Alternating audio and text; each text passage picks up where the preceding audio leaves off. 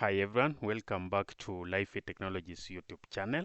So this is another episode of our Huawei Lab simulation series, and you remember that in our last few episodes we've discussed different scenarios that can cause an ISIS adjacency to fail to come up. So you've configured ISIS on the routers, you've activated on the interface, you are sure that you've done everything right, but again ISIS adjacency failed to come up between the two routers that you've established or that you are hoping that you have an adjacency established between them. So whenever you have this scenario, you need to be able to troubleshoot and fix the issue.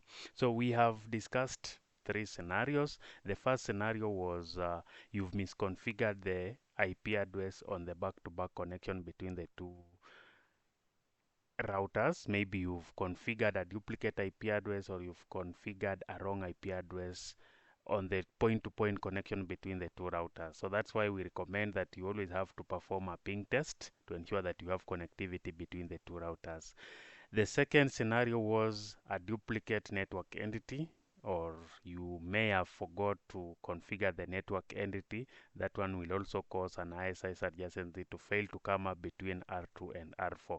And the third scenario that we discussed in our last episode is you've mismatched in ISIS levels. So we know that ISIS has the concept of levels, and you need to know which ISIS level is compatible with which ISIS level. For example, level 1 will not be compatible with level 2. So whenever you are configuring the ISIS level, you need to match, or you need to know if you configure level 1, you can only configure level 1 on the other end, or level 1 2, then you will be able to establish the ISIS adjacency. So these are the three scenarios we've discussed, and in this episode, we'll be discussing the fourth scenario that could cause an ISIS adjacency to fail to come up. So just a reminder that if you are watching this episode and you are yet to subscribe to our channel, kindly support us by hitting that subscribe button, and also it will help you to receive notifications whenever we publish a new video on our channel.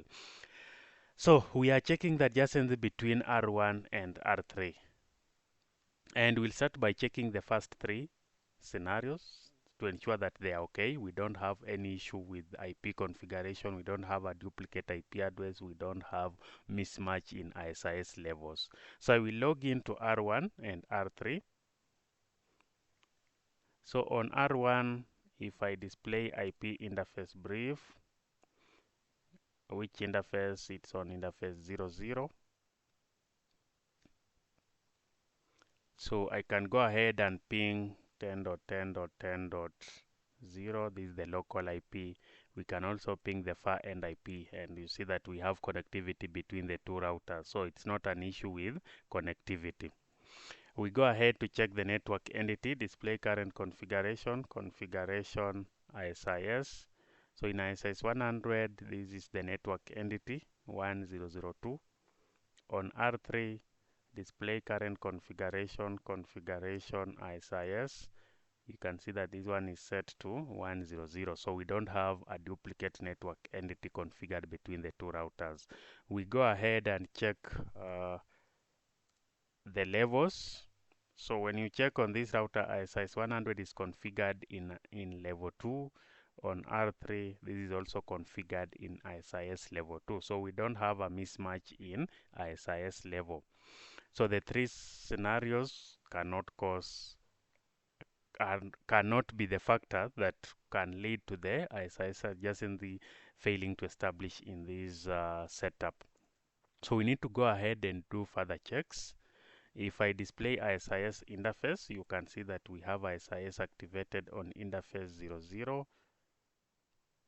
On R1, display ISIS interface. You see that we also have ISIS activated on interface 0. Let's display ISIS interface verbose. So on interface 00, you can see that we have gig 00, we have the circuit parameter set to point, we have the empty state set to standard, we have the IP address, we have the SNPA address, we have many other, the cost, IPv6 cost, we have the bandwidth value, we have many details that we can check on this interface. Things to take note of is the circuit parameter is set to point to point. We go to R3. On R3, display SIS interface verbose. So we are also looking at gig 00. So on gig 00, you can see that the circuit parameter is set to point, the timers, the cost, and many other details. So we can use the ISIS error command. So if I display ISIS error command, because we have failed to get any other reason that could cause the adjacency to fail to come up. Mismatch level, this one was checked on R1, display ISIS error. You can see that here we are having a bad circuit type. So if we go back to the interface configuration, let's check the interface configuration, display current configuration, interface gig 0/0/0. You can see that the circuit type is set to point on R3, display current configuration. This is on gig 001. So we checked on the wrong interface. When I go back to this interface gig 001, you can see that we don't have the circuit type configured, so it will be the broadcast one. So on R3, if I display current configuration interface gig 0/0/1, you can see that we haven't configured any circuit type command, and by default, if you don't configure, then it will be a broadcast type. And whenever you have, remember that SIS supports two types of network. We have the point-to-point and the broadcast. And whenever you have the two configured, you should have either point-to-point on both ends or broadcast on both ends. You cannot have point-to-point and broadcast on the other end. SIS adjacency will fail to come up.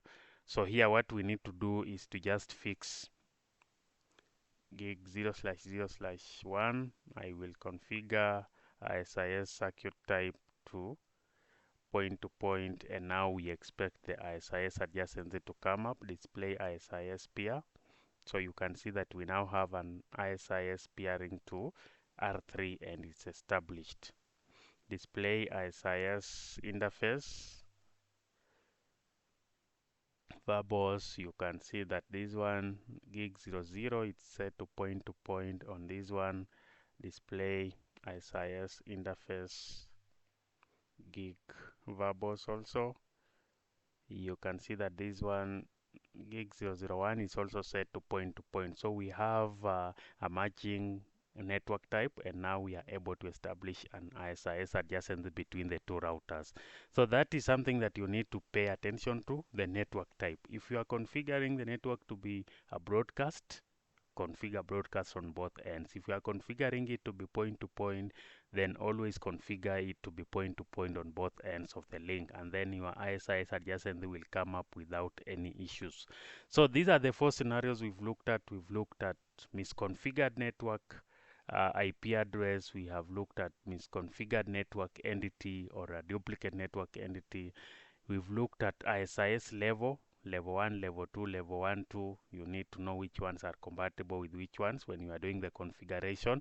And now this fourth scenario that we've demonstrated, that you need to configure the similar network type. If you configure point, you also configure a point from the other end.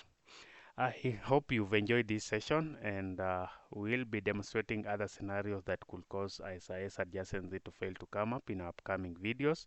So stay tuned in and see you in our next episode. Bye.